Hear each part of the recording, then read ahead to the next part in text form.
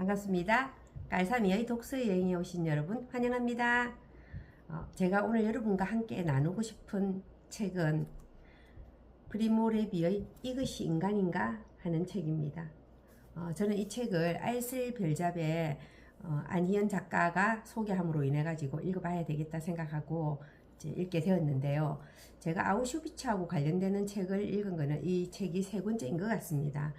첫 번째 책은 빅터 프랭클의 죽음의 수용소에서이고요. 이 책은 다음에 제가 한번 할 겁니다. 그리고 그 다음에 읽은 책은 예루살렘의 아이히만 한나 아렌트의 이야기죠. 이는 아우슈비츠의 이야기라기보다도 인간이 인간에 대해서 가지고 있는 차별성에 대한 굉장히 심리학적 이야기죠. 좀 어려웠습니다. 그리고 이제 세 번째 책이 이것이 인간인가 하는 프리모 레비의 책인데요. 읽는 내내 울컥울컥하기도 하고요. 인간이 인간인 이유가 무엇인가에 대한 생각을 굉장히 많이 하게 되었거든요. 그래서 이분은 1919년에 이탈리아의 트로노라고 하는 지방에서 이제 태어났었네요. 그래서 1941년에 토리노 대학을 제우스 성적으로 화학과를 졸업하게 되었고요. 그리고 이제 파시즘에 저항하는 지하 운동을 하다가 1941년에 이제 아우슈비츠로 이제 수용되게 되는 이야기입니다. 그리고 1945년 2차 세계대전이 막을 내리면서 다시 고향인 토리노에 돌아와서 이 책을 처음으로 집필하게 된 책이 이제 이것이 인간인가 하는 이 책인데요. 여러분은 인간은 어떠해야 된다고 생각하시나요? 어떨 때 인간이 인간답다고 생각하시나요? 저는 이 책을 읽으면서 그 생각들을 나는 어떨 때 과연 사람이 사람답다, 인간이 인간답다 라고 표현할 수 있는가에 대한 생각을 굉장히 많이 하게 되었는데요. 이 책은 총 17개의 테마로 쓰여져 있는데 마치 수필을 쓰듯이 쭉 쓰여져 있습니다. 처음에 시작이 이제 작가의 말에서 굉장히 인상적인 이야기를 이분이 이제 합니다. 개별적으로든 집단적으로든 많은 사람들이 다소 의식적으로 이방인은 모두 적이다 라고 생각할 수 있다. 이러한 확신은 대개 잠복성 전염병처럼 영혼의 밑바닥에 자리 잡고 있다. 그것은 우연적이고 단편적인 행동으로만 나타날 뿐이며 사고 체계의 밑바탕에 깔려있는 것은 아니다. 하지만 그런 일이 발생하면 그 암묵적인 도구마가 3단 논법의 대전제가 되면 그 논리적 결말도 수용소가 된다. 그래서 우리가 나와 다른 사람에 대한, 다른 집단에 대한 의식 어떻게 하고 있는가 하는 생각을 이제 해보게 되는데요. 이분이 이제 17개의 테마로 쓰면서 첫 번째 테마의 제목이 여러분 여행입니다. 아우슈비츠 수용소로 가는 그 기차에 탄 이야기를 쭉 이렇게 썼는데요. 제목을 여행이라고 적은 게 저는 굉장히 인상적이었습니다. 비유이기도 하고요.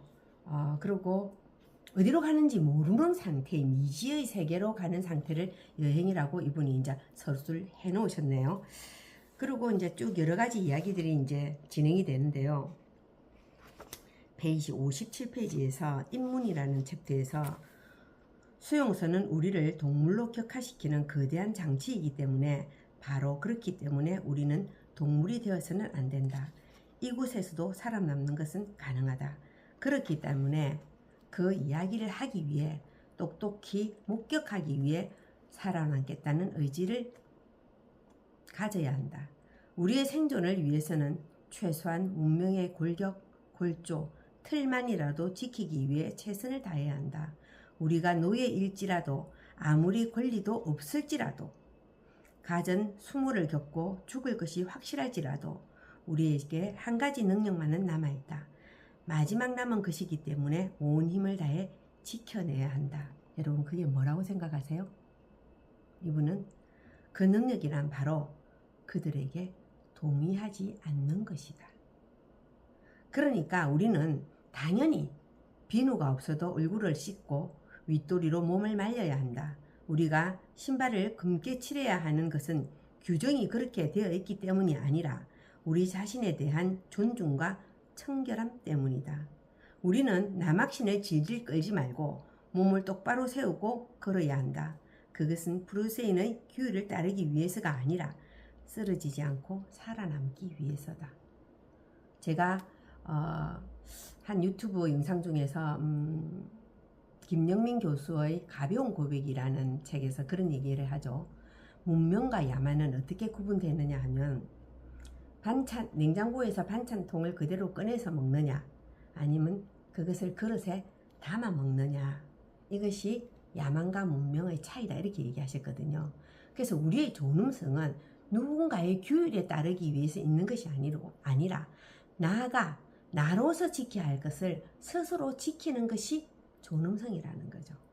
그것이 무엇이냐면 나의 선택에 의해서 되어야 한다는 겁니다.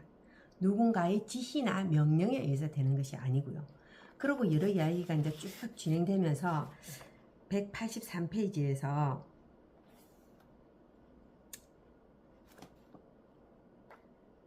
그 여름의 사건들이라는 거에서 이분이 로렌조라고 하는 사람을 만나서 인간이란 어떤 것인가에 대한 이야기를 하는 거죠. 로렌조와 나의 이야기는 길면서도 짧고 평범하면서도 불가사의한 이야기다. 구체적으로 말하면 간단한 이야기다. 이탈리아 민간인 노동자가 6달 동안 매일 내게 빵 한 쪽과 자기가 먹고 남은 배급을 갖다 주었다. 누둑누둑 기운 자기 스웨트를 선물로 주었다. 나를 위해 이탈리아 언어를 보내주었고 내게 답장을 전해주었다. 이 모든 일에 대해 그는 어떤 보답도 바라지 않았다. 착하고 단순한 사람이었기 때문에, 그리고 자기가 보답받을 만한 선행을 베풀었다고 생각하지 않았기 때문에. 하지만 이 모든 일이 사소한 것이라고 생각해서는 안 된다. 이런 일은 나에게만 해당되는 것은 아니었다. 여러분, 굉장히 위험을 무릅쓰고 이분이 선행을 했겠죠.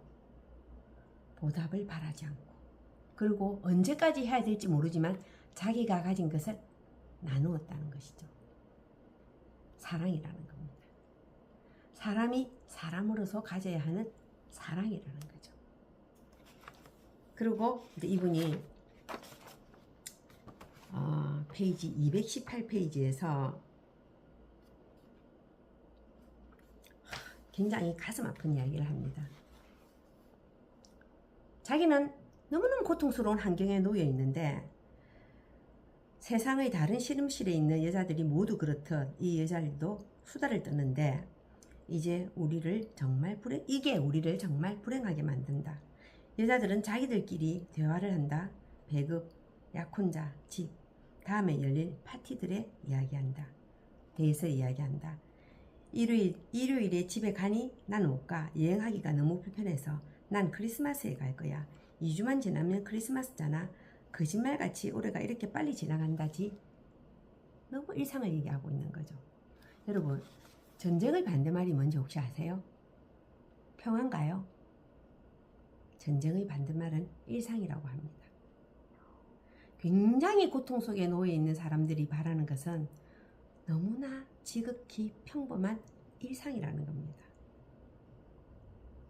그 일상을 누리고 있는 사람이 그렇지 못한 사람에 대해서 가져야 될 것은 뭐냐면 연민과 동정이라는 겁니다. 인간이 동물하고 구분되는 점이 이것 아닐까요? 사랑, 연민, 동정, 이타심, 이런 것들이죠. 그죠? 인간성의 상실은 그러면 어디서부터 온다고 생각하세요?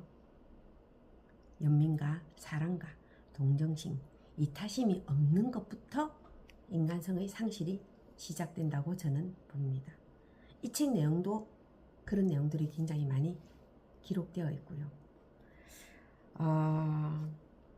우리는 다 다릅니다. 그죠? 차이를 차별하기 시작하면 그때부터 우월의식이 생기기 시작하면서 굉장히 공포와 불안을 가지게 만들게 되는 거죠. 혹시 내 안에 차이를 차별하고 있지는 않나? 저는 이 책을 읽으면서 그런 많은 생각들을 하게 되었습니다. 우리는 타인에 대해서 끊임없이 관심과 그리고 사랑과 따뜻함을 나누는 이타심을 가져야 될 것 같습니다. 그것이 우리를 지키는 길이 아닐까, 저는 이 책을 읽으면서 그 생각을 했고요. 아마 레비는 현실에 돌아와서 여러 저술 활동을 하고 했지만 그것으로부터 정말 힘들었기 때문에 자살이라는 걸로 생을 마감하지 않았을까 하는 생각을 하거든요. 여러분, 사랑하면서 살아봅시다. 좀 차이를 인정하면서 한번 살아봅시다. 그러면 세상이 좀 더 아름다워지지 않을까 생각합니다. 감사합니다. 깔삼이의 독서여행, 구독, 좋아요, 알람 설정, 댓글은 저를 힘나게 합니다.